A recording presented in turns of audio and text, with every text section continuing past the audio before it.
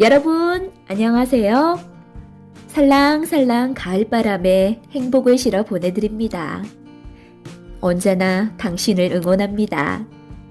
행복한 하루 보내시고 그 누구보다 건강하고 웃음꽃 가득한 11월 보내세요.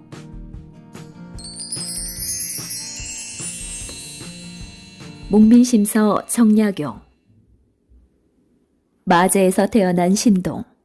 우리가 위에서 토끼를 볼 테니 너희들은 아래에서 기다렸다가 토끼가 뒤뚱거리면 곧바로 잡도록 해. 잠시 후 토끼가 나타나자 친구들은 토끼를 잡느라 정신이 없었어요. 야경아, 그쪽으로 간다. 얼른 붙잡아. 하지만 야경이라 불린 아이는 꼼짝도 하지 않았어요.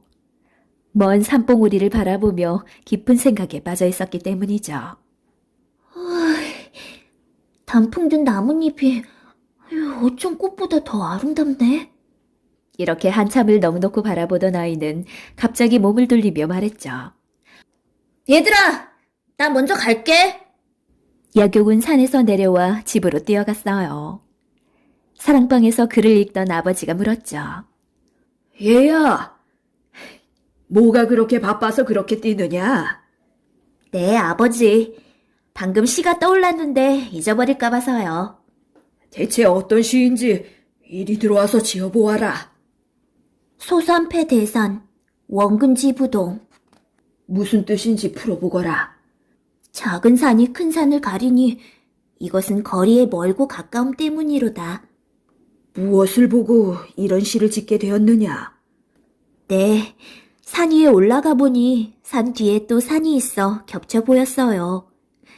참으로 영특한 아이구나. 산이 겹쳐있는 모습을 보고 가까이 있는 작은 것 때문에 멀리 있는 큰 것을 볼 수 없다는 생각을 하다니. 아버지는 대견하다는 듯 야경의 얼굴을 찬찬히 들여다보았죠. 이 아이가 바로 실학자 정약용입니다. 정약용은 1762년 6월 16일 마제에서 정재원의 넷째 아들로 태어났습니다. 마제는 지금의 경기도 남양주시 와우읍 능내리를 말합니다. 정약용이 태어났을 때 나라 안에는 조정 대신들이 나란 일에는 관심도 없이 서로 편을 갈라 상대편을 헐뜯는 당파 싸움을 일삼았죠. 그 때문에 영조가 세자인 아들을 죽이는 비극까지 일어나고 말았습니다. 아버지 정재원은 어지러운 나라꼴이 보기 싫어 벼슬을 내려놓고 고향인 마제로 내려와 책을 읽으며 지냈어요. 야경이 6살이 되던 해인 1767년, 영조는 정재원에게 높은 벼슬을 주며 나란 일을 맡아달라고 했죠. 정재원은 간사한 신하들이 들끓는 조정이 싫어서 높은 벼슬을 마다했죠. 그래서 작은 고을인 연천의 현감으로 갔습니다. 1770년, 9살이 된 야경에게 커다란 슬픔이 찾아왔어요. 병으로 몸져 누워있던 어머니가 세상을 떠나고 만 거예요. 게다가 엎친 데 덮친 격으로 야경은 병까지 나고 말았습니다. 열이 펄펄 끓고 얼굴에 좁쌀만한 것이 벌겋게 솟더니 온몸으로 번졌죠. 그 당시에 가장 무서운 병 천연두에 걸린 것이에요. 다행히 식구들의 극진한 간호로 병은 나았지만 정약용의 이마에는 천연두가 핥히고 간 자국이 진하게 남았죠. 야경아, 너 눈썹이 또 하나 생겼다? 형 약전이 야경의 눈썹을 가리키며 말했습니다. 그러고 보니 천연두 자국이 남아 눈썹이 3개처럼 보였어요. 산미다, 산미. 약전은 동생에게 눈썹이 3개라는 뜻으로 별명을 지어주었죠. 야경은 자기가 제일 좋아하는 형 약전이 붙여준 산미라는 별명이 싫진 않았어요. 훗날 정약용은 10살 이전에 지은 글을 모아 책을 엮었어요. 산미집이라고 이름을 붙였죠. 야경이 16살 때 아버지는 전라남도 화순 현감으로 옮겼습니다. 아버지의 뒤를 따라 화순으로 내려간 야경은 더 이상 어리기만 한 개구쟁이가 아니었죠.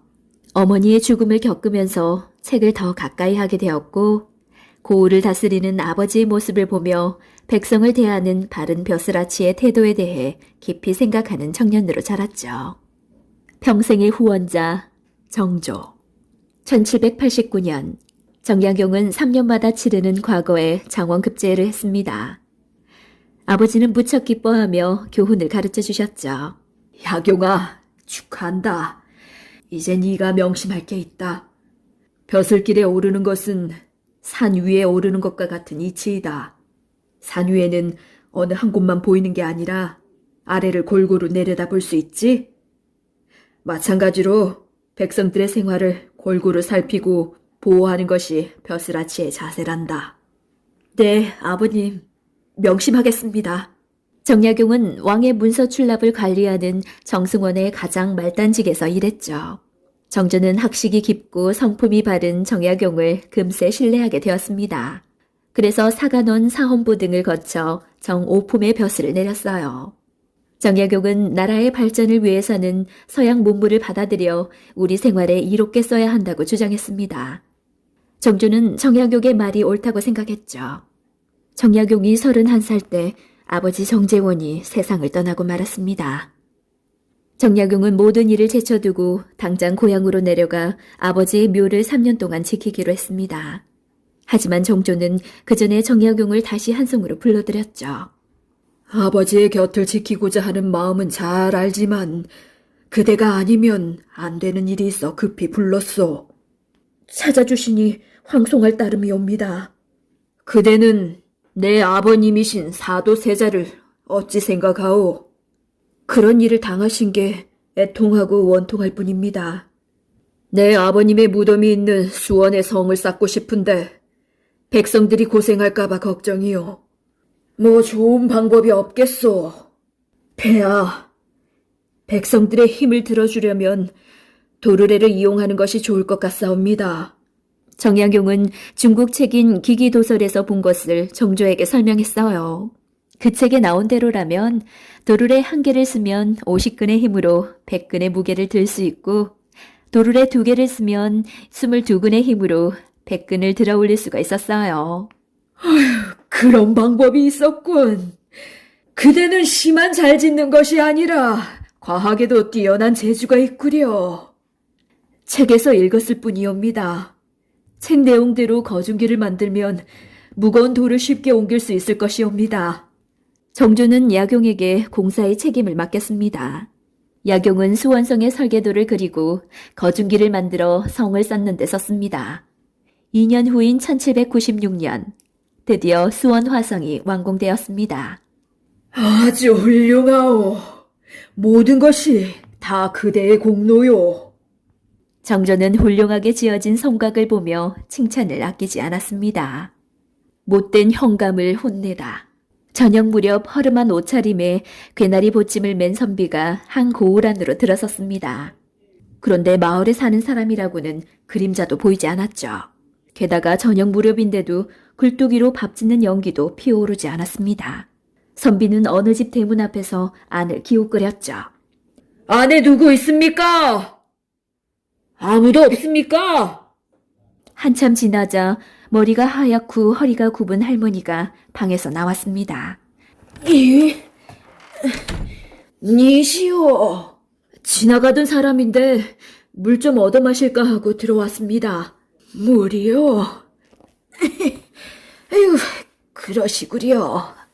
할머니가 부엌으로 들어간 사이에 선비는 툇마루에 걸터 앉았죠. 이 선비가 바로 정약용입니다. 1794년 정조는 약용을 암행어사로 내려보냈죠. 비밀리에 지방관을 감시하고 백성들의 형편을 알아보기 위해서였죠. 예소. 할머니가 물이 담긴 바가지를 내밀자 약용은 벌컥벌컥 들이켰죠. 잘 마셨습니다. 할머니는 혼자 사십니까? 가족이 보이질 않군요. 웬걸요. 아내 며느리와 손자가 있다오. 아, 네. 그런데 동네에도 사람이 보이질 않네요. 어디 나다닐 기운이나 있나요? 힘이 빠지니 누워있는 게지. 그때 방 안에서 어린아이가 배고프다고 칭얼대는 소리가 들려왔죠. 여기 콩떡과 호박엿이 있는데 나누어 드시지요. 약용은 서둘러 괴나리 보찜을 풀었습니다. 그때 방문이 쾅 열리면서 8살쯤 된 삐쩍 마른 아이가 나와 두 손에 콩떡과 호박엿을 움켜잡았습니다. 이렇게 귀한 걸 받아도 될는지. 아이의 뒤를 따라 나온 어머니는 미안해서 어쩔 줄 몰랐어요. 아니요. 아직 많으니 함께 나누어 드세요. 할머니는 고맙다고 인사를 한 뒤 떡을 입으로 가져가면서 물었죠. 그런데 어디로 가시는 길이요? 아직 한참 가야 하는데 이미 날이 저물었으니 여기서 하룻밤 쉬어가도 되겠습니까? 건너방이 있지만 방에 불을 떼지 못해서. 괜찮습니다. 밖에서 자는 것보다 낫겠죠. 그날 밤 할머니는 고을 사정을 자세히 말해주었어요. 이 고을에는 굶어 죽는 사람들이 많아요. 우리 며느리가 캐어오는 산나물로 죽을 쉬어 먹었으며 근근히 버텨왔는데 며칠 전에 산에서 넘어져서 다치는 바람에 그것마저 어렵게 되었다오. 관아에서 배급이 나오지 않습니까? 야경의 질문에 할머니는 옷고름으로 눈물을 닦으며 말했죠. 배급이 다 뭐요?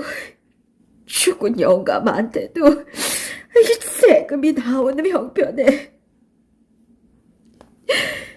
죽은 영감이 세금을 안 냈다고 영감이 아들 녀석을 끌고 가 종살이를 시키고 있어요. 아들만 있어도 추운 방에서 이렇게 떨진 않았을 텐데. 다음날 야경은 아침 일찍 일어나서 길을 재촉했어요. 길에서 만난 사람들도 모두 굶주림에 떨며 현감을 원망했죠. 관아에 도착한 정약용은 연천 현감 서용보를 찾았어요. 서용보는 진수성찬을 차려서 정약용을 대접하려고 했습니다. 너는 백성이 굶어 죽어가는데 이런 음식들이 목에 넘어가더냐? 정약용은 서용보를 크게 꾸짖고 대궐로 가서 정조에게 자세한 보고서를 올렸습니다. 결국 정조는 서용보를 파직시켰죠. 하지만 서용보는 죄를 뉘우치기는커녕 오히려 정약용에게 보복할 생각만 했습니다. 새로운 학문, 서학을 만나다. 조선 중기 이후에는 서양의 학문인 서학이 들어왔습니다. 사람들은 서양 문물을 접촉하게 되면서 그제야 서양에도 많은 나라가 있다는 것을 깨달았어요. 그동안 배웠던 유학은 이론만 훌륭하고 실제 생활에서는 그다지 쓸모가 없었죠. 그에 비해 천문학을 비롯한 서양 학문은 실제로 관찰하고 실험을 토대로 하여 만들어진 학문이어서 더욱 사람들의 호기심을 끌었죠. 백성들은 평등하고 실생활에 쓸모있는 서학을 좋아했지만 신분을 따지는 양반들 대부분은 서학을 이해하려 들지 않았죠. 특히 조정 대신들은 서학을 몰아내야 한다고 입을 모았습니다. 하지만 정약용은 그들과 생각이 달랐습니다. 서학은 사람들이 살아가는데 실제로 필요한 학문입니다. 무조건 거부하는 것은 옳지 않습니다. 유학의 좋은 점과 서학의 좋은 점을 찾아내어 사상을 올바로 세우면 우리 백성들의 삶이 더 나아질 것입니다. 정약용은 이렇게 주장했습니다. 야경을 눈의 가시처럼 여기던 조정 대신들은 이참에 정약용을 완전히 몰아내야겠다고 결심했죠. 영조 때 사도세자를 죽게 만든 벽파 대신들은 서학에 관련된 자들을 모두 몰아내야 한다는 상소를 올렸습니다. 서학이 동양에 들어오고 유학이 서양에 전해지고 학문은 그런 것이 아니요. 연구하여 좋은 점을 받아들이는 것이 어찌 나쁘오. 정조는 정약용을 감싸며 벽파 대신들을 나무랐죠. 서학을 공부하다 보면 자연스럽게 천주교도가 될 것이옵니다. 서학에서는 신분이 높고 낮음이 없다고 주장하니 우리 실정과는 맞지 않습니다. 조정은 서학을 반대하는 목소리로 들끓었죠. 정조는 할 수 없이 야경을 지방 벼슬인 금정찰방으로 임명했습니다. 금정찰방은 금정지방의 역참리를 관리하는 낮은 벼슬이었죠. 야경은 정조에게 하직 인사를 올렸습니다. 조용한 데 가서 쉬면서 책이나 읽으시오. 머지않아 그대를 다시 부를 것이오. 정조는 야경의 지혜와 신념을 잘 알면서도 보내는 것이 미안하고 안타까웠습니다. 야경은 동작나루에서 금정으로 가는 배를 탔습니다. 서쪽 하늘이 붉게 물들어가는 것을 보니 갑자기 서글픈 마음이 들었어요. 이제 가면 언제 다시 돌아올 수 있으려나. 야경은 복잡한 마음으로 시를 읊었습니다. 양반이고 벼슬이고 다 부실없구나. 가난해도 마음 편한 게 제일이지. 배에서 내린 야경은 생각에 잠겨 터벅터벅 걸음을 옮겼습니다. 저 농부들은 고생은 되겠지만 마음은 편하겠지. 밭에서 일하는 농부들마저 부러운 생각이 들었죠. 야경이 금정에서 맡은 일은 마부나 다름없이 보잘것없었지만 묵묵히 일을 했습니다. 그리고 틈틈이 백성들의 형편을 살피고 도와주려고 애썼죠. 1795년 12월, 금정으로 내려가 있는지 몇 개월 만에 야경은 다시 한성으로 돌아왔습니다. 정조의 명령에 따라 규장각에서 일하게 되었죠. 야경은 규장각에 있는 책들을 읽고 연구하여 여러 권의 훌륭한 책들을 펴냈습니다. 따라서 더욱더 정조의 신임을 받게 되었죠. 그러자 이를 못마땅하게 여긴 벽파 대신들이 다시 모함을 했습니다. 정약용이 백성들을 꿰어내 동방예의지국의 법도를 깨뜨립니다. 근본도 없는 서학을 내세워 윤리 도덕을 흐리고 있습니다. 벽파 대신들이 날마다 상소를 올리는 바람에 조정이 다시 시끄러졌습니다. 남의 눈에 띄지 않게 조용히 서학을 공부하면 안 되겠소. 정조가 조용히 정약용을 불러 물었습니다.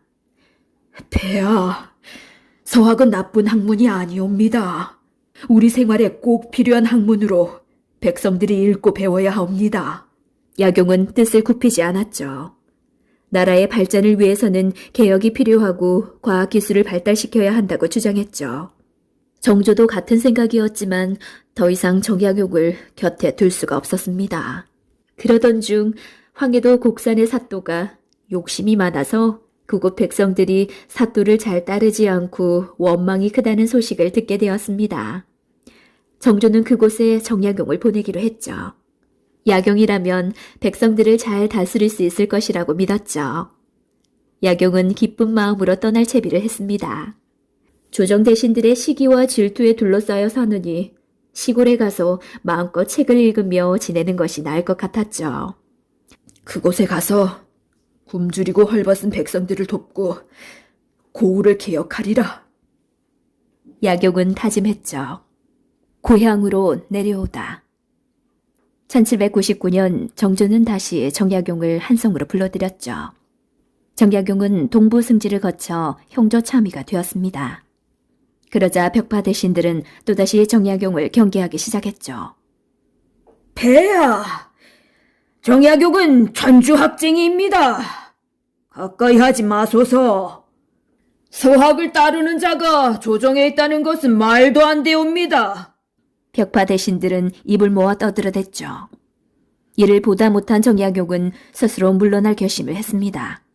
그래서 정조에게 간청하여 벼슬에서 물러나 고향인 마제로 내려갔습니다.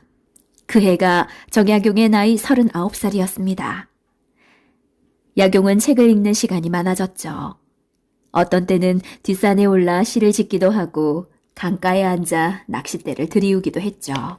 그렇게 실력이 뛰어나고 올곧은 충신을 내보내다니 안타깝구나. 정조는 다시 정약용을 조정으로 불렀습니다. 이번만큼은 대신들의 반대에 지지 않을 자신이 있었죠. 약용은 비록 굳은 결심을 하고 내려왔지만 자신을 그토록 믿어주는 정조의 청을 거절하지 못하고 다시 한성으로 발길을 돌렸어요. 하지만 도중에 정조가 세상을 떠났다는 소식을 들었습니다. 약용은 그 자리에 엎드려 한참을 통곡한 뒤 마제로 돌아갔습니다. 아이들을 바르게 가르치자. 아이들을 나라의 큰 일꾼으로 만드는 것도 보람 있는 일일 거야. 약용은 글방을 열고 여유당이라고 이름을 붙였어요. 한편 정조의 뒤를 이어 순조가 왕위에 올랐습니다. 11살의 어린 임금인 순조를 대신해서 할머니 정순왕후가 나란 일을 돌보았죠. 정순왕후와 한편인 벽파 사람들은 반대파인 시파 사람들을 몰아내기 위해 죄를 뒤집어 씌우기 시작했습니다. 대비마마, 서학을 믿는 무리들이 나라를 어지럽히고 있습니다. 동방예의지국인 조선의 국법을 어기고 있습니다. 그러하옵니다. 천주라는 신을 조상보다 더 섬기고 있습니다. 마침내 정순왕후는 천주 교도들을 모두 찾아내어 엄히 벌하라는 명령을 내렸죠. 서학을 퍼뜨렸다 하여 이가완, 이승훈, 정약전, 정약종, 건철신, 정약용 등이 감옥에 잡혀 들어갔습니다. 전에 정약용이 연천에 암행어사로 갔을 때 부정하게 재산을 모으다 발각되어 벼슬을 빼앗겼던 서용보가 정순왕후를 찾아왔습니다. 대비마마, 적양역에게 사약을 내리시옵소서. 사학을 버티려는데 앞장선 인물입니다. 그 말에 비록 벽파이지만 평소에 적양용의 인물을 높이 평가하였던 이기경이 나섰습니다. 정약용은 선왕이신 정조께서 아끼던 인물일 뿐더러 백성에게 덕을 베풀어 관리의 모범이 되었습니다. 이런 사람에게 사약을 내리시는 것은 옳지 않습니다. 결국 정순왕후는 정약용을 경상도 장기로 귀양을 보내라고 명령했죠. 한편 정약용과 함께 잡혀갔던 사람들은 모진 고문을 이기지 못하고 하나둘 세상을 떠났죠. 정약용의 형인 정약종과 매부 이승훈은 처형을 당하고 말았습니다. 얼마 뒤 정약용은 귀양지에서 천주교도인 황사영이 붙잡혔다는 소식을 들었습니다. 이것만은 안 됩니다. 이게 없으면 우리 식구는 모두 굶어 죽습니다. 농사꾼이 자루 하나를 가슴에 안고 애걸복걸하고 있었어요. 이놈이 곤장 맛을 봐야 정신을 차리겠느냐? 나졸들은 농사꾼을 발로 차고 때리며 기어이 자루를 빼앗았어요. 구경꾼들은 벌벌 떨고 있을 뿐 말릴 생각도 하지 못했어요. 마침 약수터에 다녀오던 정약용이 한 구경꾼에게 물었습니다. 관아에서 세금을 독촉하러 나왔습니다. 나졸들은 세금을 못 낸 집을 찾아와서 집안을 마구 뒤졌어요. 그러고는 찾아낸 종곡자루라도 가져가려고 실험을 하는 중이었죠. 종곡은 이듬해에 농사를 지을 때 씨앗으로 쓸 곡식이에요. 따라서 종곡이 없으면 농사를 지을 수가 없었죠. 결국 농사꾼은 피멍이 든 채 쓰러져 정신을 잃고 나졸들은 종곡자루를 둘러맸어요. 그 자루는 못 가져가네. 정약용이 소리를 버럭 질렀어요. 무슨 소리요? 이건 사또의 명이요. 나졸들은 정약용의 말을 무시하고 발걸음을 옮겼죠. 종곡을 심고 나서 추수를 한 뒤에 받아가도 늦지 않을 걸세. 참견 마시오. 그걸 모르는 사람이 어디 있어? 나졸들은 코웃음을 쳤어요. 이런 고약한 사람이 있나? 사또한테 가서 말하게. 정약용이 그러더라고. 옛부터 종곡을 빼앗아가는 법은 없다고 말이야. 떡 버티고 서 있는 정약용의 기세에 눌려 나졸들은 결국 종곡자루를 슬그머니 내려놓고 가버렸죠. 그날 저녁 정약용은 관헌에 끌려갔어요. 사또가 정약용을 보더니 눈을 부릅뜨고 말했죠. 귀양을 왔으면 좀 조용히 지내시오. 내가 언제 시끄럽게 굴었소? 몰래 해남에 다녀온 걸 내가 모를 것 같소. 동네를 벗어날 때는 신고하라고 했는데 왜 마음대로 돌아다니는 거요? 귀양살이 몇 년 만에 외가에 한번 다녀온 것도 제가 돼요. 그럼 어디 마음대로 해보시오. 그 말에 사또는 말문이 막혔죠. 그래서 자기가 하는 일에 두 번 다시 나서지 말라고 엄포를 놓은 뒤 돌려보냈죠. 정약용은 백성들의 고통을 알리는 상소문을 순조에게 올렸죠. 정약용이 이렇게 여러 번 상소를 올려도 대궐에서는 아무런 반응이 없었습니다. 귀양을 가 있는 죄인의 글이라고 거들떠도 보지 않았습니다. 정약용은 좌절하지 않고 글쓰기를 게을리하지 않았죠. 주역사전과 역학서원이라는 책을 펴냈으며 농민들이 편히 살 수 있는 방법을 고민한 끝에 전론이라는 토지에 대한 책도 펴냈죠. 이 책에서 정약용은 땅 모양에 따라 일정하게 구획을 갈라 열하고 정한 다음 각 여마다 대표를 뽑아 여러 명이 함께 농사를 짓고 나서 대표가 기록해둔 각자의 노동량만큼 추수한 복식을 가져가는 여전제를 주장했죠. 그리고 땅은 농사를 짓는 사람만 가져야 하며 농사를 짓지 않는 선비들은 농토를 가져서는 안 된다고 주장했습니다. 하지만 약용의 앞선 생각에 대해 당시의 권력층인 선비들은 콧방귀도 끼지 않았죠. 약용이 강진해 온 지도 6년이 지났을 때였어요. 어느 날 아들 정학년이 아버지를 찾아왔어요. 약용과 이별할 때 6살이던 소년이 어느새 22살의 늠름한 청년이 되었습니다. 학연은 그동안 아버지의 귀양살이를 면하게 하려고 여기저기 대신들을 찾아다녔죠. 벽파의 거센 반대로 뜻을 이루지 못했습니다. 아버지, 누구도 우리를 도우려 하지 않습니다. 학연은 아버지 품에서 목 놓아 울었어요. 학연아, 나는 괜찮다. 오히려 귀양 오기를 잘했다는 생각이 든다. 여기서 보고 느낀 게 많아. 그것을 책으로 펴내. 언젠가는 농민들이 잘 사는 세상을 만들 거야. 그제야 학연은 눈물을 거두고 집안 소식을 전했습니다. 막내 아들 농아가 홍역으로 세상을 떠났다는 소식을 듣고 약용은 눈물을 감추지 못했죠. 강진으로 귀양 온 지 6년째 되는 해에 정약용은 거처를 귤동으로 옮겼어요. 약용을 자주 찾아와 학문을 배우던 윤박이 권했기 때문입니다. 그곳은 가까운 곳에 약수도 있고 경치가 빼어나게 아름다워 마음에 꼭 드는 곳이었어요. 약용은 손수 연못을 파고 정원을 꾸몄어요. 연못에서 물고기들이 놀고 마당에 철따라 꽃이 피니 절로 마음이 즐거웠어요. 약용은 이곳을 다산초당이라고 이름 지었습니다. 약용의 호인 다산도 이때 지어졌죠. 약용은 다산초당에 머물면서 엄청나게 많은 책들을 썼습니다. 그 사이 정약용에게 학문을 배우러 오는 제자들이 많이 늘었습니다. 약용은 제자들을 가르치며 함께 농사도 지었습니다. 텃밭에 무, 배추, 감자를 심고 밭을 갈아서 보리 농사도 지었죠.